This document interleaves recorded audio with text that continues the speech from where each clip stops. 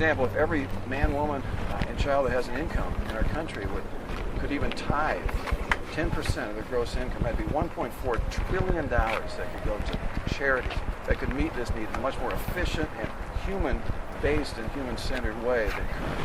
Well, how do you incentive that? Because, I mean, in the public sector, we do have tithing. It's called taxes. How do you make that happen? Again, you got to change hearts of people. Again, I'm going to be talking about that.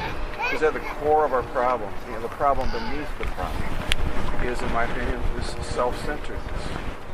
Same problem that was faced 200 years ago in England. William Wilberforce wrote about it, if you know that person. He helped end the slave trade. And that's the problem we have. It's on Wall Street, it's in Washington, it's on Main Street. How do you change that? It's changed hearts. It's people going against self-interest. We got to change attitudes, and that will end up changing actual actions. How does a U.S. Senator change attitudes? A U.S. Senator, at least somebody running for U.S. Senate, is in a bully pulpit. They got an opportunity, at least for a year and a half, for me to speak to tens of thousands of people and motivate people to do this. I want Michigan to lead in this area.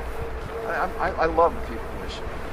And I really think that Michiganders will have an ability to form together. They see this crisis coming. That's my hope. That's my prayer. Is that we will get together and we'll make change. What makes you the best Republican? You know the other people who are at least considered. What makes you the best Republican you want to face? I think my heart, my background. I'm a veteran. I'm a graduate of MIT. Worked in the Pentagon. Was a prosecutor, a judge. And I've run some nonprofits, and now I'm on a church staff. I'm an administrative pastor of a church. So, I understand the nonprofit segment. I understand the governmental side of things. And they've got to work together. We got to make a transition from government to nonprofits. And I think I stand in a very good stead to do that. So you think it's your nonprofit experience that makes that Well, and also being a father of 12 children and grandfather of 19, and one that has just a heart for what we're going to be passing on to the next generation. I think that adds to it as well. It was only 9 when you were here before. Your good memory. My wife and I have been prolific. You better get this thing going. Remind me of your name. Rick. That's right, Rick. Good to see you. Yes. All right, we'll do it.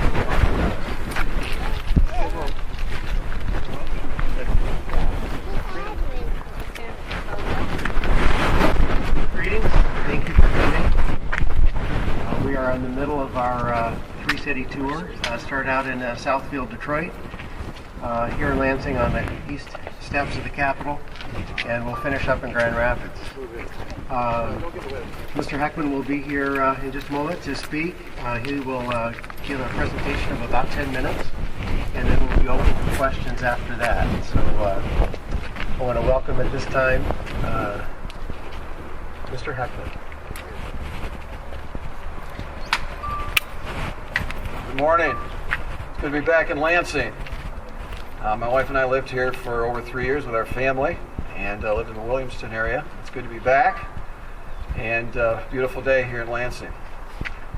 I'm here for one principal reason, and that is to declare my candidacy for a U.S. Senate from this great state of Michigan to run in the election next year on the Republican side. And of course, immediately being asked, why are you going to do this? And as I look at it, I believe, honestly, that I best understand what the problems are in our country and how best to address those problems. Now, everyone's aware of what the problems are. The $14 trillion in debt that we have as a nation that grows every day and is only going to be compounded as time goes on, as interest grows. And we have insufficient numbers of people that are working, employed, that are going to be able in the future generations, some of whom are here today, to be able to pay for that debt. And to me, it's just irresponsible, and it's really unconscionable for us as this older people in our society to pass that debt on to the next generation. And the other problem is that as you read the news, as you hear the lawmakers from Washington, as you just hear what people are talking about, there's just insufficient willpower, it seems, to make a change in what we have in Washington. And I want to be a message to Washington It was in January of 2013, just to say the people need change now. We need to reduce those budgets, those deficits immediately, or 5 years from now. I talk to people and I say, if trends continue, where are we going to be 5 years from now? And old and young say, we're going to be off the charts as a nation. We can't afford to do that. We have such an incredible heritage in this country, and we're throwing it away. So how do we do that? Well, that's the problem. We need to, it's like my wife and I have 12 children, as many of you know. We have 19 grandkids.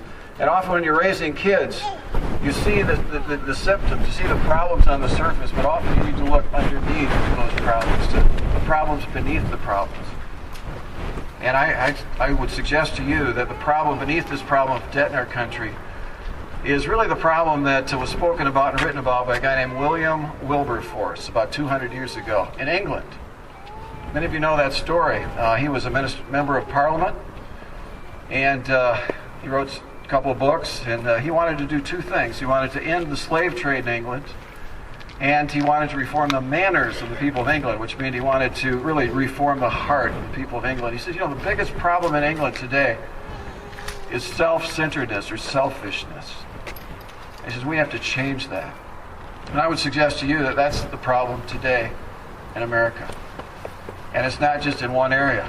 He pointed out in England it was in the rich, it was in the poor, it was in the in-between, and I would suggest to you it's on Wall Street. A big part of our economic problems today are because of greed that's been on Wall Street. It's in Washington, D.C., where we have politicians rather than statesmen and stateswomen who care more about getting elected and pandering, if you will, to their constituents for votes, endearing themselves to people by giving earmarks and other sorts of things. And that's got to stop. We have it on Main Street. I have it in me. I think every one of us, if we're honest, we have this sense that we want for me. In fact, if we could snap our fingers and get income without having to work for it, I mean, who wouldn't kind of want to move in that direction? So it's endemic to the human nature. And yet we got to fight against that. Unfortunately, our forefathers in this country fought against that self-centered attitude. And that's why they survived 1776.